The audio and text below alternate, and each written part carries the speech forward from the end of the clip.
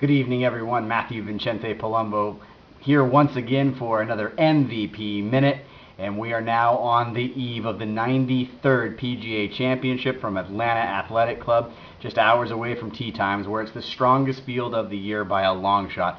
100 of the top-ranked players out of the 102 ranked players in the world are all going to be there this weekend, and really it could be said it's a wide open field. Anybody has a shot to win. But special things happen at the PGA Championship. That's why they call it Glory's last shot. Who can forget Jack Nicklaus in 1980 getting his 14th major title, passing Sir Bobby Jones, whose statue now sits outside the Atlanta Athletic Club. You can think about Bob Tway in 1986 chipping in from the bunker beside the green to beat Greg Norman by 2 strokes.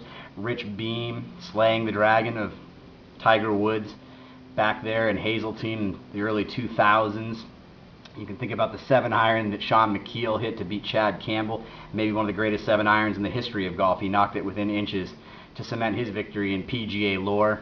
You also can't forget Y.E. Yang and what he did to one Tiger Woods back in 2009 at Hazeltine. It seems a place that Tiger Woods probably wouldn't want to play this championship, but we're at Atlanta Athletic Club. And for Oregonians, you should pay attention. An assistant pro, Scott Erdman, 34 years old from Sunset High School, going to be playing.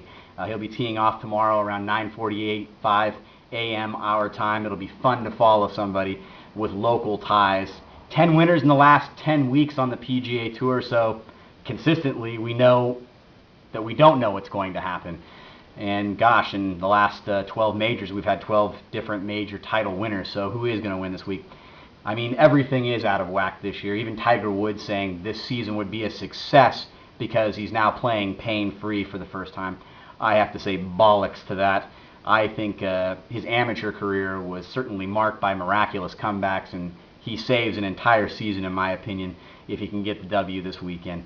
But I'm looking forward to the action. Glory's last shot, gaping hole now in my golf watching and enjoyment until the azaleas bloom back in, well, it'll be early April on a long 8-month wait after the PGA Championship. Look forward to the action this weekend. Thank you again for joining me for the MVP Minute. We'll be back again soon for a recap of the 93rd PGA Championship. Be well.